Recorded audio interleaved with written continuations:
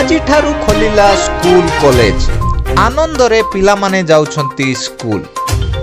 Corona କଟକଣା ମଧ୍ୟରେ ଖୋଲିଲା ସ୍କୁଲ।